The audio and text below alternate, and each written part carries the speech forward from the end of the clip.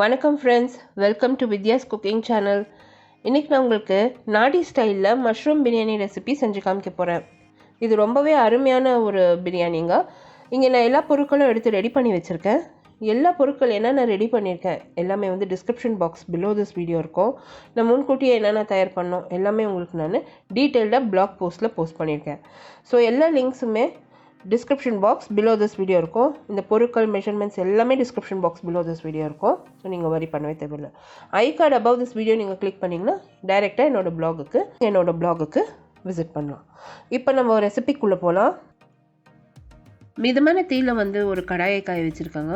அதில் வந்து நெய்யும் எண்ணெயும் சேர்த்துருக்கேன். நெய் எண்ணெய் நல்லா காஞ்சதும் அதில் வந்து நான் மசாலா சாமான் பொருட்கள் எது எடுத்து வச்சுருக்கேன். மசாலா சாமான் அரைக்கிறதுக்காக அது நான் சேர்க்க போகிறேன். ஸோ இப்போது நான் ஸ்டீல் கடாயை யூஸ் பண்ணுறதோட்டு ஸ்லோ ஃப்ளேமில் வச்சுருக்கேன். இப்போ மிதமான தீயில் வச்சு மசாலா பொருட்கள் எல்லாம் சேர்த்துருக்கேன். அடுத்து வந்து வெங்காயம், பச்சை மிளகா, மல்லி, புதினா சேர்த்துருக்கேன்.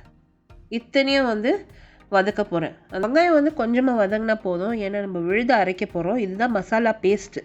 பிரியாணிக்கு மசாலா பேஸ்ட்டு நான் ரெடி பண்ணிகிட்ருக்கேன். ஏற்கனவே இஞ்சி பூண்டு விழுது வந்து வீட்டில் இருந்தது. ஸோ அதை தான் நான் யூஸ் பண்ணுறேன். நீங்கள் முழுசாக கூட இஞ்சி பூண்டு வந்து நறுக்கி சேர்த்துக்கலாம். இங்கே வந்து நான் உலர்ந்த வெந்தயக்கீரை சேர்த்துருக்கேன். கசூரி மேத்தி, ஃப்ரெஷ் வெந்தயக்கீரை இருந்தாக்கா கூட நீங்கள் அது சேர்க்கலாம். பொருட்களும் இன்னொரு முறை சேர்த்து நல்லா வதக்க போகிறேன். ஒரு 2லேருந்து 5 நிமிஷம் நல்லா வதக்கணும். இப்போ இது எல்லாம் வதங்கியிருக்கு பாருங்கள். இந்த மசாலா பொருட்கள் அத்தனையும் வதங்கினதும் நான் வந்து ஸ்லோ ஃப்ளேமில் வச்சு எடுத்து ஒரு மிக்சியில் சேர்த்துக்கினேன். கொஞ்ச நேரம் இது நல்லா ஆற வச்சுட்டேன். மசாலா பொருட்கள் அத்தனையும் ஆற வச்சுட்டேன். இது ஆறுற நேரத்துக்கு நான் வந்து அரிசியும் கழுவி ஊற வச்சுருக்கேன். இப்போ இந்த மசாலா பொருட்கள் அத்தனையும் ஆறி இருக்கு பாருங்கள். இதில் கொஞ்சமாக தண்ணி, ஒரே ஒரு ஸ்பூன் தண்ணி விட்டு வழுவழுப்பாக அரைச்சி எடுத்து வச்சுருக்கேன். அதே கடாயை மிதமான தீயில் காய வச்சுருக்கேன். எண்ணெய், நெய் சேர்த்துருக்கேன். இப்போ இதில் வந்து பிரிஞ்சி இலை, பட்டை, ஏலக்காய், கிராம்பு, ஒரு கருப்பு ஏலக்காய் சேர்த்துருக்கேன். இத்தனையும் பொரிய விடணும். அடுத்து வந்து முந்திரி சேர்த்துருக்கேன். முந்திரி வந்து இந்த மசாலா பொருட்களோடு நல்லா அது வறுத்தெடுத்தால் போதும். இதில் வந்து நம்ம நறுக்கி வச்சுருக்க வெங்காயம், கீறி வச்சுருக்க பச்சை மிளகா சேர்க்கணும். சேர்த்து இந்த வெங்காயம், பச்சை மிளகா இது வந்து நல்லா வதங்கணும்.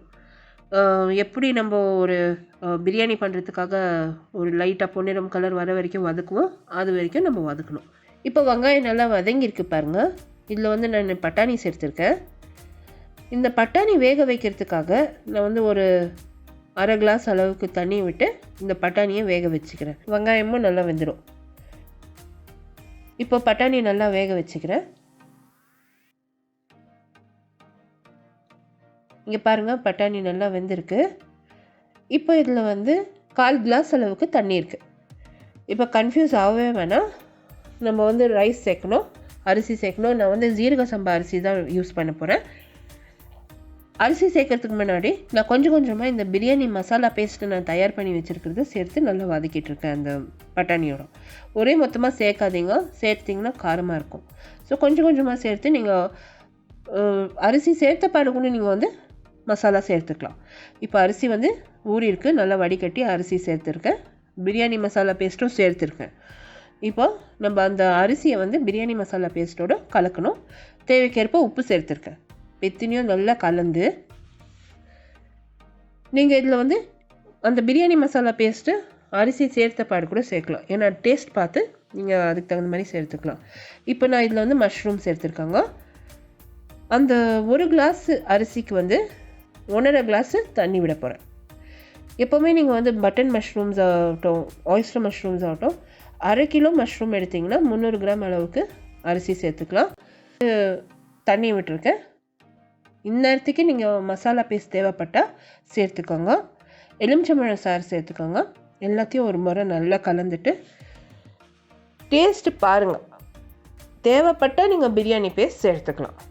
அந்த பிரியாணி பேஸ்ட் வந்து நீங்கள் வேறு குஷ்கா ரைஸு கூட யூஸ் பண்ணிக்கலாம்.